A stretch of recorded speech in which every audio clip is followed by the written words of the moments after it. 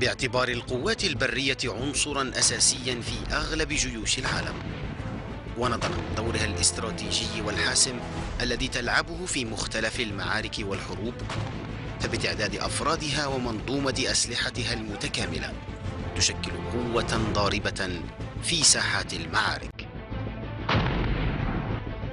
اللواء 38 للمشاة الميكانيكية هو إحدى أهم الوحدات الكبرى التابعة لسلاح المشاة، أهمية ترجمتها العناية المستمرة التي توليها قيادة الجيش الوطني الشعبي، التي من شأنها الرفع من درجة فاعليته وأدائه.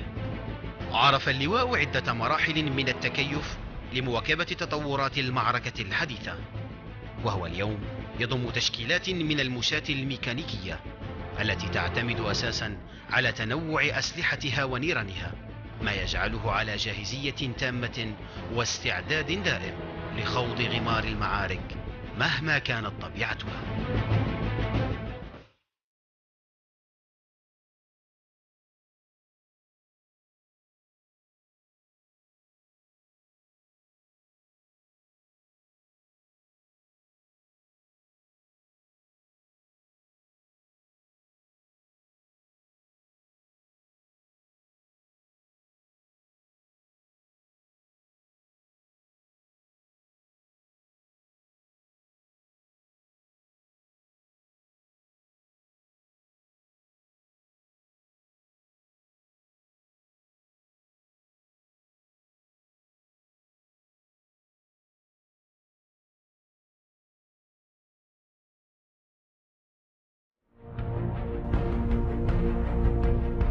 القوات البرية للجيش الوطني الشعبي تكتسي أهمية كبيرة ولها مكانة أساسية في منظومة الدفاع الوطني،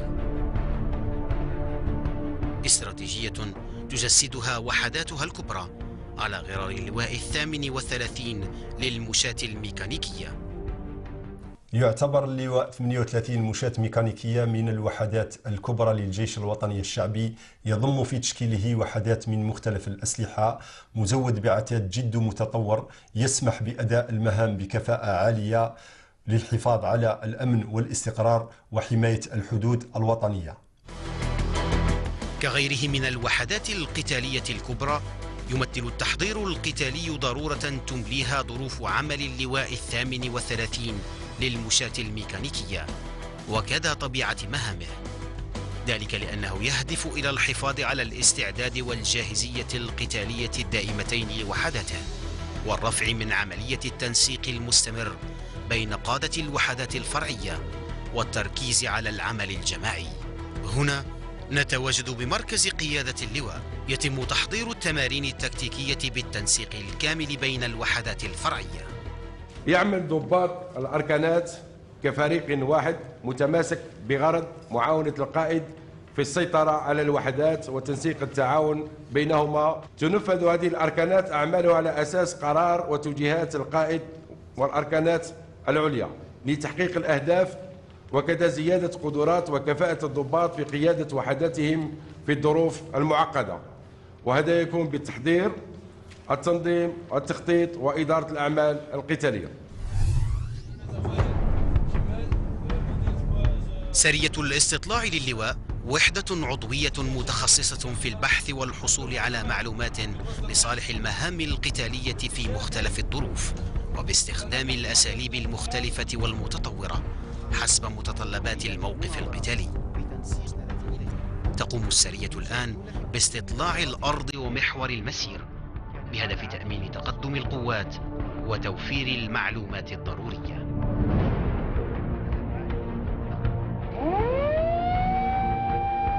في الوقت المحدد تعلن حالة الطوارئ في وحدات اللواء، على الجميع المغادرة وهم في أتم الجاهزية القتالية باتجاه الميدان لتنفيذ المراحل اللاحقة.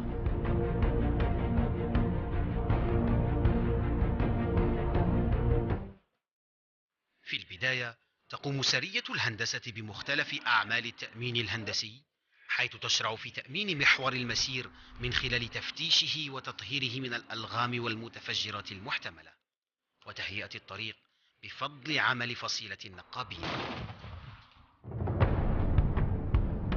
مع الاقتراب من التشكيلات المعادية يكون أفراد كتيبة مدفعية الميدان على أتم الاستعداد للشروع في تمهيدات مدفعية بغرض تشتيت الدفاعات المعادية وإضعافها، وذلك من أجل تسهيل تقدم القوات الصديقة. سلاح المدفعية سلاح فتاك يتميز بديمومة واستمرارية نيرانه في مختلف الظروف، معتمدا في ذلك على أنظمة أسلحة جديدة ومتطورة.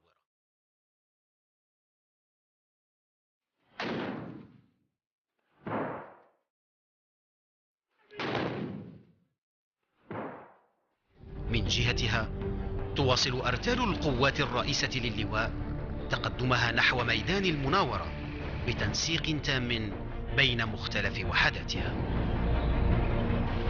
خلال تواجدنا بعين المكان تبين لنا مدى إيمان الأفراد المقاتلين بالمهام والواجبات المسندة إليهم، كلهم جادون في العمل وعلى درجة كبيرة من التأهيل القتالي والمعنوي.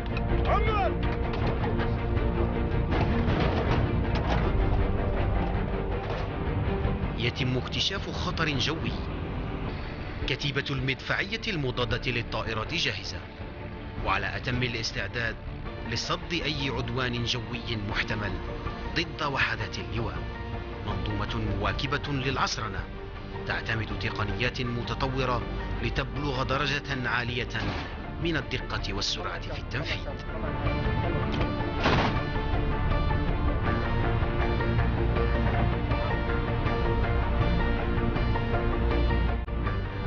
معالجة وإيصال المعلومات خلال المعركة مهمة استراتيجية توكل إلى سرية الإشارة التي تعد العصب المحرك لمختلف أعمال اللواء، وذلك من أجل ضمان التنسيق الدائم بين وحداته باستعمال عتاد متطور ومواكبة للتكنولوجيات العسكرية الحديثة.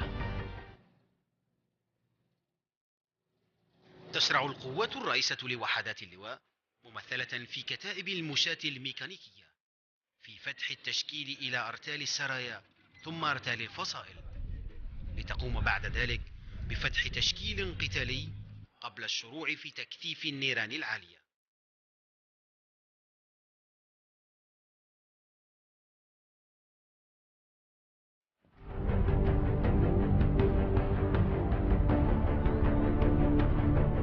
المرحلة الموالية من المعركة جد حاسمة، حيث تبدأ عملية الاقتحام وتدمير الخطوط الأمامية المعادية اعتمادا على كتيبة الدبابات التي تعطي دفعا قويا للهجوم وتضمن الأداء القتالي بكل مرونة وانسجام وتدمير العدو على مسافات مختلفة وبمختلف أنواع النيران.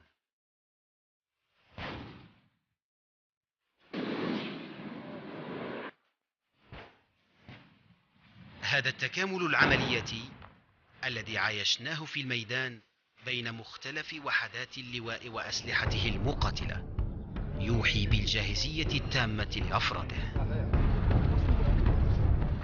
المحاور الكبرى لجهودنا تبقى دائما وابدا منصبة حول تثبيت دعائم القوة لدى قوام المعركة للجيش الوطني الشعبي من خلال الاستمرار في التطبيق الحرفي، أقول في التطبيق الحرفي والدقيق لمحتويات برامج تحضير القتال، لا سيما منها التعليمات. نجاح مهام اللواء مرتبطة بجاهزية كتيبة الإسناد والتي تضمن التأمين اللوجستي الشامل بمختلف أنواعه لصالح وحدات اللواء في جميع الظروف. بالتوازي مع الأعمال القتالية في الجبهة تقوم وحدات الإسناد للواء بتأمين الإسناد متعدد الأشكال للقوات المقاتلة. تتمثل المهمة الرئيسية للكتيبة 38 الإسناد في التأمين اللوجستيكي الشامل لوحدات اللواء بغرض تأمين الجاهزية القتالية للتشكيلات والوحدات حتى يتسنى لها تنفيذ مهامها بنجاح وفي كل الظروف، وهذا من خلال وضع سلسلة لوجستيكية عملياتية متواصلة وفعالة. خطورة المهام المنوطة باللواء أملت على قيادة الجيش الوطني الشعبي ضرورة تدعيم هياكله الصحية من أجل تكفل أحسن من خلال إنشاء أرضية تقنية طبية وضعت تحت إشرافه، وأسندت لها مهمة الاستعجالات الطبية الجراحية الأولية، وذلك قبل نقل المسعفين إلى المستوى الأعلى عند اقتضاء الضرورة. يقوم هذا الفرع إجراء جميع الفحوصات الطبية، التكفل بالاستعجالات الطبية والجراحية، جلب وفرز وإخلاء جميع الجرحى والمرضى بعد تقديم لهم جميع الإسعافات الأولية، إجراء جميع العمليات الجراحية لحالات الاستعجالة، المتابعة الطبية النفسانية للأفراد، تموين جميع الوحدات بحصص من الأدوية ولوازم التضميد والعداد الطبي.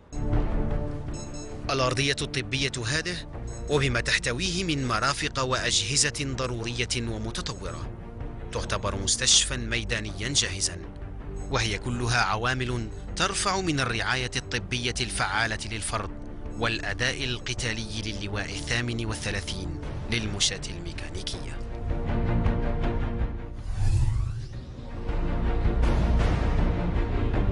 تحديث منظومة التكوين للجيش الوطني الشعبي يعتبر من أولى أولويات القيادة العسكرية من أجل بلوغ قوتنا المسلحة أرقى درجات العصرنة والاحترافية، مواكبة لمتطلبات العلمية والتقنية التي يعرفها المجال العسكري.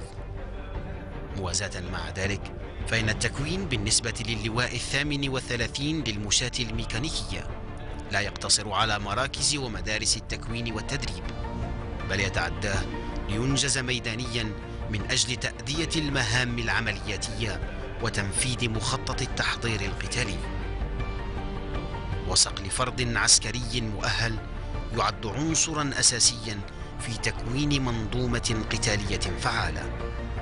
لذلك فإن كل الجهود موجهة لتأهيله والارتقاء بمهاراته القتالية إلى مستويات أعلى وفي مختلف التخصصات، اعتمادا على أنظمة قيادة وأجهزة محاكاة ومنظومات أسلحة تدريبية بغرض الرفع من جاهزيته القتالية وكفاءته المهنية وضمان التسيير المنسجم مع المسار الاحترافي.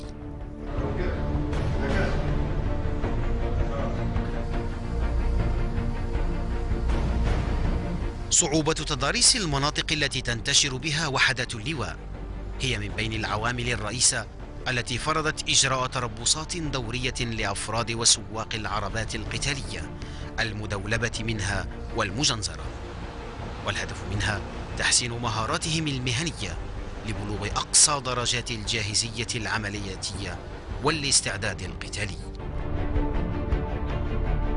يتلقى المتربص دروس نظرية وتطبيقية تشمل قانون المرور، كيفية الحد من حوادث المرور، صيانة العربات، احتياطات السياقة الواجب اتخاذها، المناورة الاقتدارية، حيث تلقى هذه الدروس على مستوى قاعة الدروس أو الحاضرة. أما من الجانب التطبيقي يمكن المتربص من السياقة النهارية وكذا الليلية والسياقة داخل المناطق العمرانية.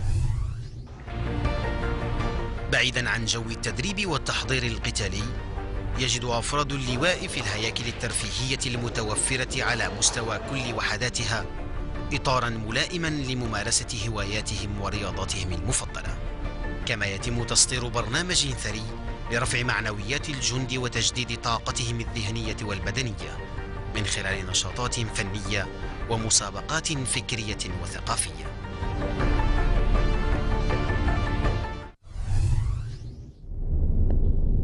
الجيش الوطني الشعبي ووفاء لقيمه ومبادئه كان ولا يزال في مستوى ثقة أمته وشعبه، وأثبت وجوده كلما اقتضت الضرورة ذلك في الميدان وكغيرهم من أفراد الجيش الوطني الشعبي. يواصل أفراد وحدات اللواء 38 للمشاة الميكانيكية مطاردة فلول الإرهاب. اليوم وبفضل جهودهم في الميدان عادت الطمأنينة لتخيم على مناطق طالما عانت من همجية محترفي الموت والإرهاب. فالأمن هو عامل استقرار، وبدون أمن لا يمكن أن يتحقق أي شيء. والحمد لله اليوم عادت المناطق الفلاحية الإنتاج الفلاحي، وعادت المناطق الصناعية الإنتاج الصناعي، والحياة راهي عادية ونشيطة، والحمد لله رب العالمين.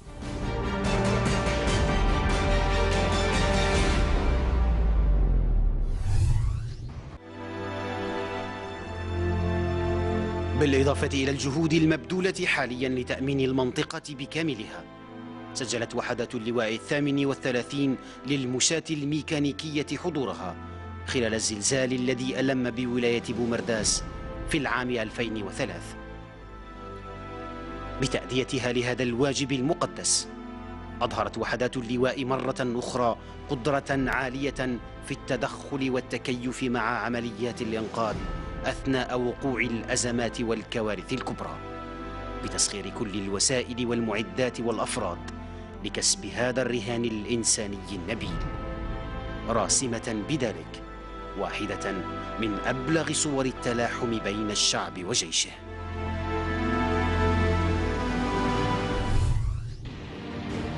اللواء 38 للمشاة الميكانيكية، وبفضل التحضير القتالي الدائم والمستمر من أجل تحسين مستوى أدائه العملياتي ورفع درجة التنسيق بين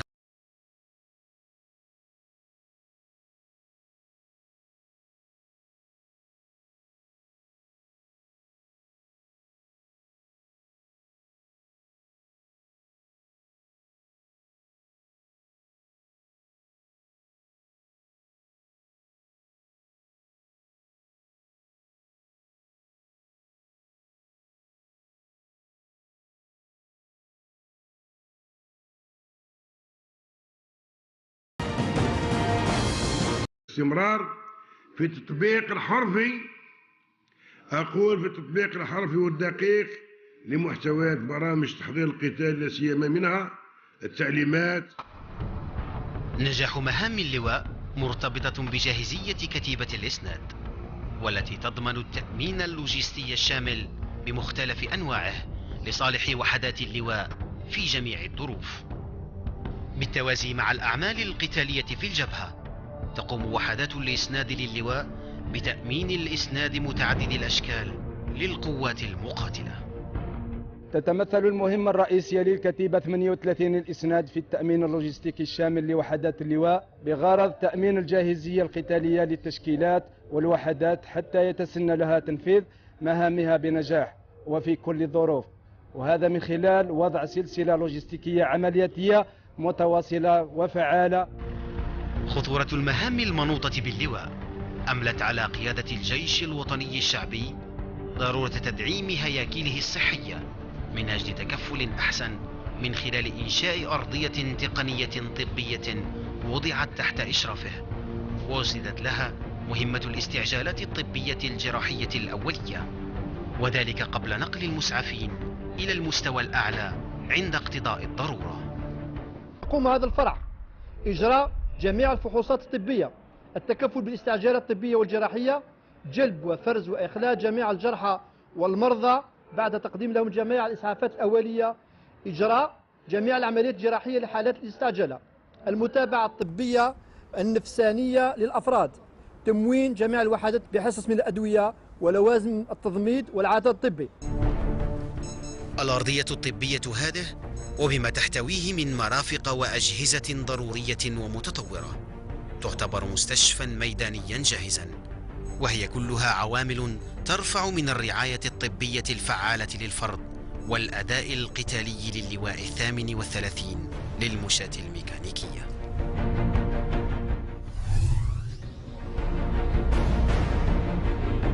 تحديث منظومة التكوين للجيش الوطني الشعبي يعتبر من أولى أولويات القيادة العسكرية من أجل بلوغ قوتنا المسلحة أرقى درجات العصرنة والاحترافية، مواكبة لمتطلبات العلمية والتقنية التي يعرفها المجال العسكري. موازاة مع ذلك، فإن التكوين بالنسبة للواء 38 للمشاة الميكانيكية لا يقتصر على مراكز ومدارس التكوين والتدريب، بل يتعداه لينجز ميدانيا من أجل تأدية المهام العملياتية وتنفيذ مخطط التحضير القتالي وصقل فرد عسكري مؤهل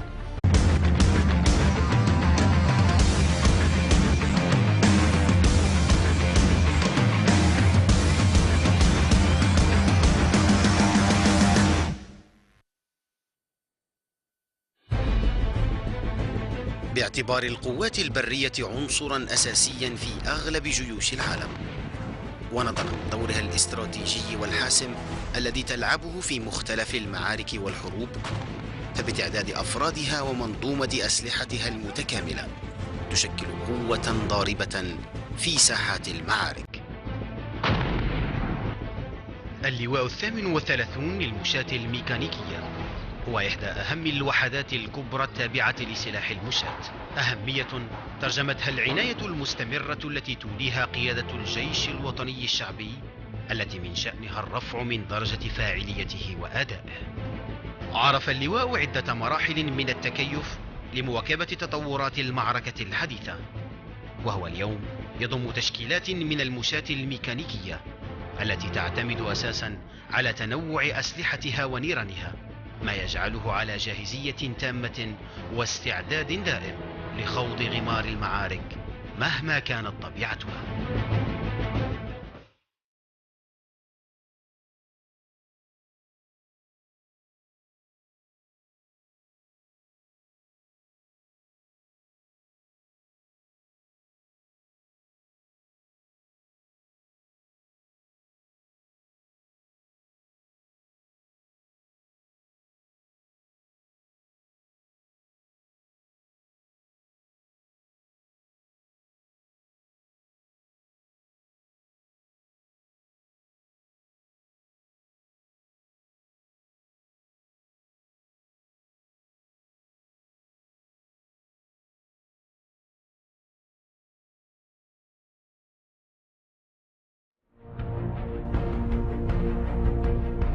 القوات البرية للجيش الوطني الشعبي تكتسي أهمية كبيرة ولها مكانة أساسية في منظومة الدفاع الوطني،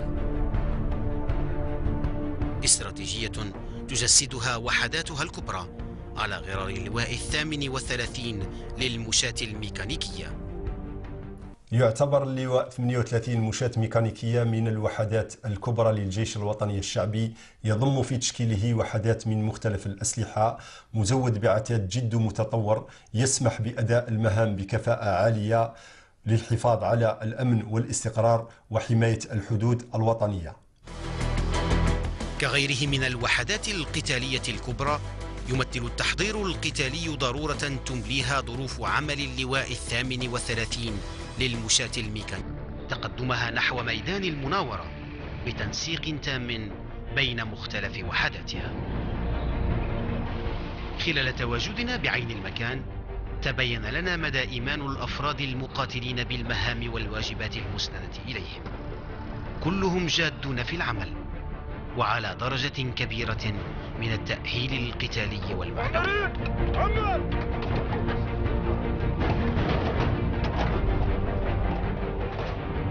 يتم اكتشاف خطر جوي.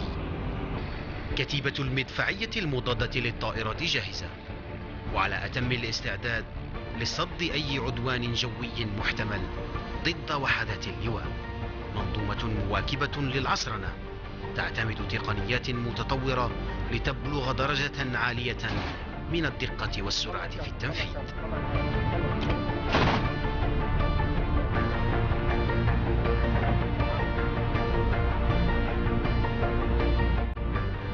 معالجة وإيصال المعلومات خلال المعركة مهمة استراتيجية توكل إلى سرية الإشارة التي تعد العصب المحرك لمختلف أعمال اللواء، وذلك من أجل ضمان التنسيق الدائم بين وحداته باستعمال عتاد متطور ومواكبة للتكنولوجيات العسكرية الحديثة. تشرع القوات الرئيسة لوحدات اللواء ممثلة في كتائب المشاة الميكانيكية في فتح التشكيل إلى أرتال السرايا ثم أرتال الفصائل، لتقوم بعد ذلك بفتح تشكيل قتالي قبل الشروع في تكثيف النيران العالية.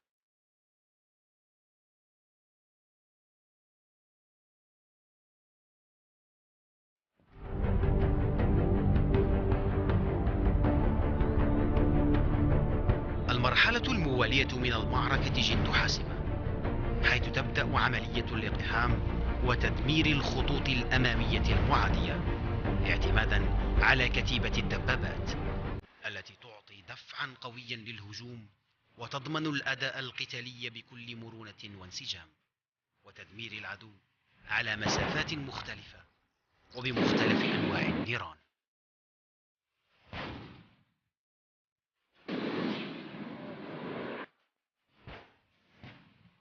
هذا التكامل العملياتي الذي عايشناه في الميدان بين مختلف وحدات اللواء وأسلحته المقاتلة يوحي بالجاهزية التامة لأفراده.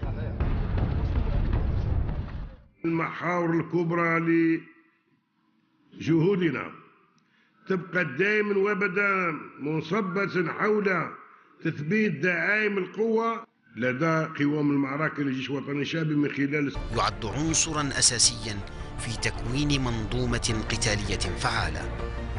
لذلك فإن كل الجهود موجهة لتأهيله والارتقاء بمهاراته القتالية إلى مستويات أعلى وفي مختلف التخصصات، اعتمادا على أنظمة قيادة وأجهزة محاكاة ومنظومات أسلحة تدريبية بغرض الرفع من جاهزيته القتالية وكفاءته المهنية وضمان التسيير المنسجم مع المسار الاحترافي.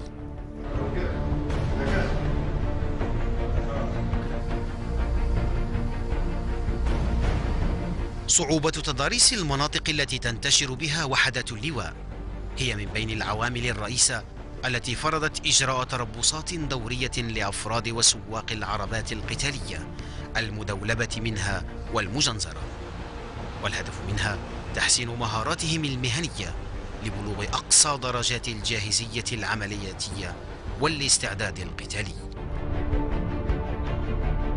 يتلقى المتربص دروس نظرية وتطبيقية تشمل قانون المرور، كيفية الحد من حوادث المرور، صيانة العربات، احتياطات السياقة الواجب اتخاذها، المناورة الاقتدارية، حيث تلقى هذه الدروس على مستوى قاعة الدروس أو الحاضرة. أما من الجانب التطبيقي يمكن المتربص من السياقة النهارية وكذا الليلية والسياقة داخل المناطق العمرانية.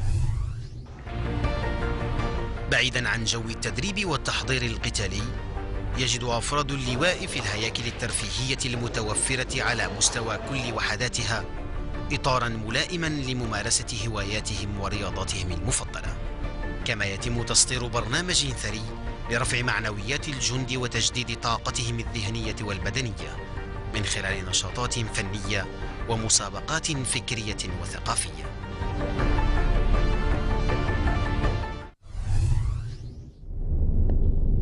الجيش الوطني الشعبي ووفاء لقيمه ومبادئه كان ولا يزال في مستوى ثقة أمته وشعبه، وأثبت وجوده كلما اقتضت الضرورة ذلك.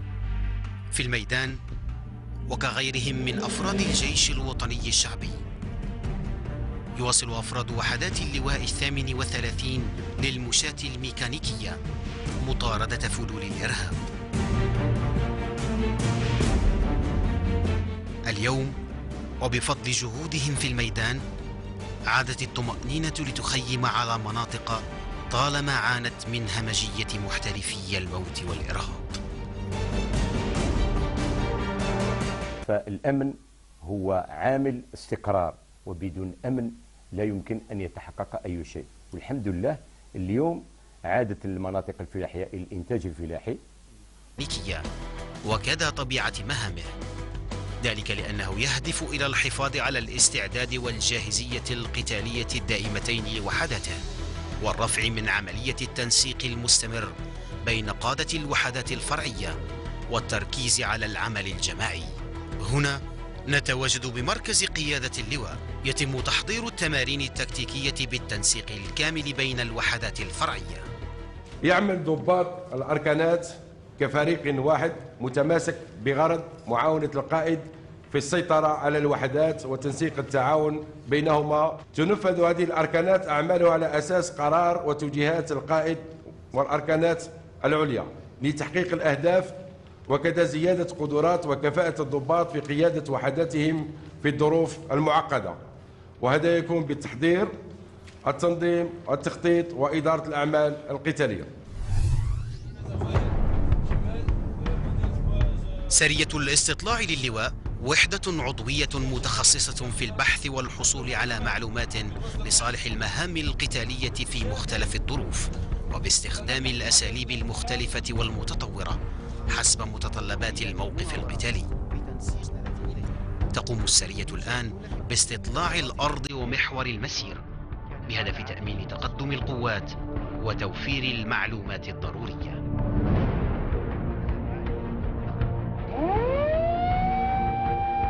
في الوقت المحدد تعلن حالة الطوارئ في وحدات اللواء. على الجميع المغادرة وهم في أتم الجاهزية القتالية باتجاه الميدان لتنفيذ المراحل اللاحقة.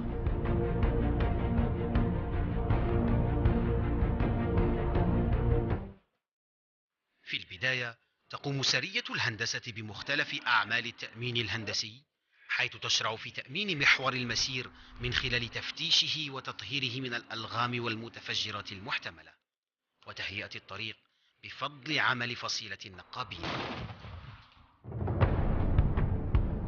مع الاقتراب من التشكيلات المعادية يكون أفراد كتيبة مدفعية الميدان على أتم الاستعداد للشروع في تمهيدات مدفعية بغرض تشتيت الدفاعات المعادية وإضعافها، وذلك من أجل تسهيل تقدم القوات الصديقة.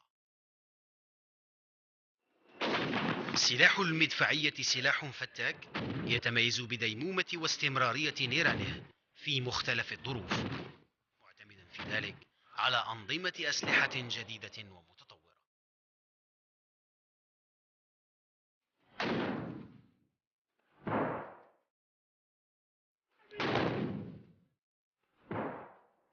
من جهتها تواصل أرتال القوات الرئيسة للواء